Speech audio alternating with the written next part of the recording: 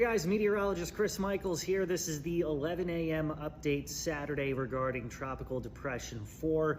A number of watches and warnings in effect all along the Florida Gulf Coast. We don't necessarily have any watches and warnings just yet.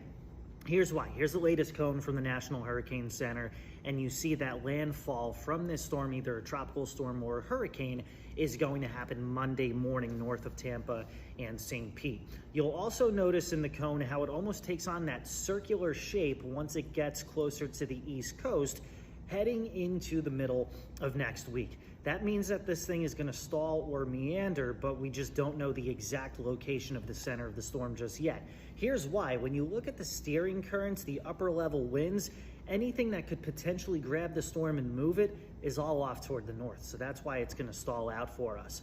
This is important because tropical systems have basically four corners, four quadrants. The eastern half tends to be the more volatile. You see that in the red. Northwest, you can still get some periods of rain, maybe a little bit of wind, and then toward the western, southwestern half is where there's more sinking air and less effect from it. So this is just kind of a bird's eye view of what the overall impact could be across North Carolina. You see a higher impact of surge and flooding toward the coast. Farther north and west you go, the less of an impact we see, at least through the middle of next week. This is at least a sign of encouragement when you look at the National Hurricane Center's probability of sustained tropical storm force winds. That looks to be pretty low. This is mainly a rain thing, and it looks like a lot of it, especially for the coast.